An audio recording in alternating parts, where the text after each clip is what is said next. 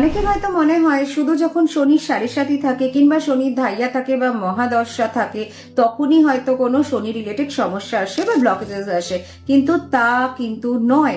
আমাদের ন্যাটাল যে চার্ট আছে সেখানেও কিন্তু শনির অবস্থান, শনির কার সাথে আছে, কোন গ্রহের সাথে আছে, সেগুলো কনস্ট্যান্ট কতটা চেঞ্জেস হচ্ছে, কি হচ্ছে, সব কিছু কিন্তু এখানে ম্যাটার করে।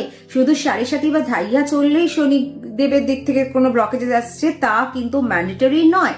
যদি তোমার লাইফে দেখছো যে কোনো জিনিস বারবার রিপিট হচ্ছে, কোনো কার্মিক প্যাটার্ন রিপিট হচ্ছে, সেটাও কিন্তু শনিদেবের দিক থেকেই আসে, সেটাও কিন্তু শনির সমস্যা হিসেবেই দেখা হয় অ্যাস্ট্রোলজিতে। আর সেখানে বলা হয় কালো রঙের কোনো জামা কিংবা কালো রঙের ব্ল্যাঙ্কেট কোনো গরিব মানুষকে বা নিডি মানুষকে কিন্তু দান করতে, তাতে কিন্তু তোমার কার্মিক ব্লকেজেস কিন্তু কাটতে থাকে।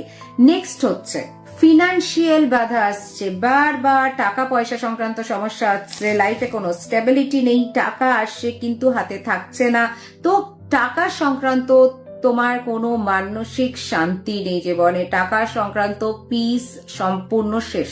তাহলে তোমাকে কি করতে হবে? প্রত্যেক শনিবার ওম শম শনিশ্চরায় নমঃ এই মন্ত্রটা 108 বার শনি মন্দিরে বসে জপ করবে। আর যদি বাড়িতে করো তাহলে বাড়ির প্রেমিসেসের বাইরে করবে, কখনো ঘরে বসে শনি মন্ত্র জপ করা হয় না। কতবার করবে? 108 বার মনে করে করবে প্রত্যেক শনিবার। Make it a routine, gap দিলে হবে না।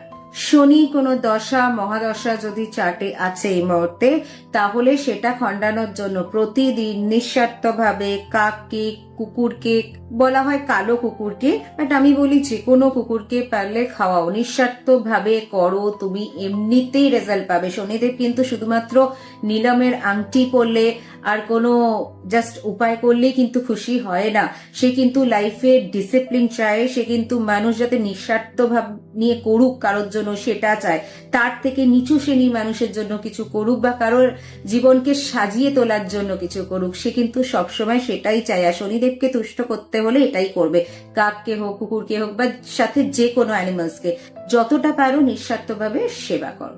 আর ফাইনালি যদি বলি যে তোমার সাড়ে সাথী চলছে বা ধাইয়া চলছে, তাহলে বলবো প্রত্যেক শনিবার অল্প করে 1 চিমটে কালো তিল স্নানের জলে অবশ্যই মিশিয়ে স্নান করবে। আর এটার রেজাল্ট কিন্তু যখন তুমি 8টা মোটামুটি শনিবার করবে তারপরে কিন্তু দেখতে শুরু করবে। আর যদি মনে হয় যে প্রচুর মেহনত করার পরও তোমার লাইফে কিছুতেই সাকসেস আসছে না, সবকিছুতে দেরি হচ্ছে, বিশেষ করে আমি এটা দেখেছি যারা 8-এর জাতক তাদের সবকিছুতে কিন্তু সাকসেস দেরিতেই আসে। তো তুমি যদি 8-এর জাতক হও কিংবা অন্য কোনো মূলাঙ্কের জাতকও হও না কেন, তোমার যদি সাকসেস রেট খুবই স্লো, জীবনে যে কোনো কাজে মানে সাকসেসটা পেতে প্রচুর লেট হয়, তো সেই ক্ষেত্রে কি করবে?